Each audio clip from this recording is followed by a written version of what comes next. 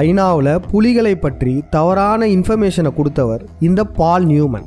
பால் Neumann என்பவர் ஒரு சமூக ஆர்வலர்னு சொல்லிக்கிறாங்க. அவர் என்ன பண்ணாருன்னா, ஈழத்தில் நடந்த ஜெனோசைட் பற்றின ஒரு அறிக்கை தாக்கல் பண்றார். அந்த அறிக்கையில புலிகளை தவறா பேசியிருக்காரு. புலிகள் மக்களை கொண்டிருக்காங்க, சின்ன பசங்களெல்லாம் ஆர்மியில சேர்த்துருக்காங்க, கருக்கலைப்பெல்லாம் செஞ்சிருக்காங்க அப்படின்னு பல பொய்யான குற்றச்சாட்டுகளை வச்சிருக்காரு.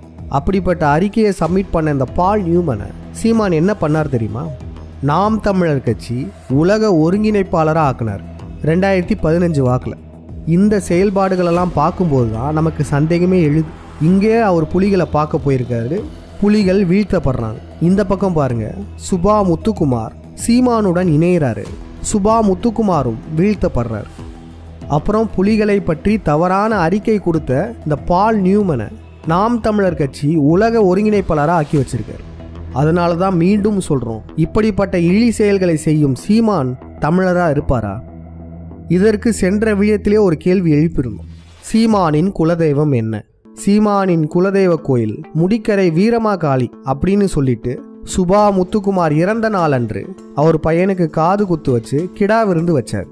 ஆனால் சீமானின் தாயாரோ என்ன சொல்றாங்கன்னா, அந்த குலதெய்வ கோயில் அவங்களுடைய மாமியாருடைய குலதெய்வ கோயில்னு சொல்றாங்க. நானும் என் பேரன் போடும்போது நானும் மொட்டை போட்டேன். அது எங்க குலசாமி, அது எங்க மாமியாருடைய ஒரு குலசாமி, அது எங்க மாமியாருடைய ஒரு குலசாமி. குலதெய்வ கோயில் பெண் வழியில வராது, சீமானுடைய தந்தையுடைய அப்பா வழியில தான் வந்திருக்கணும். ஆனா சீமானுடைய தந்தையுடைய அம்மா வழியில வந்திருக்கு. நானும் என் பேரன் போடும்போது நானும் மொட்டை போட்டேன்.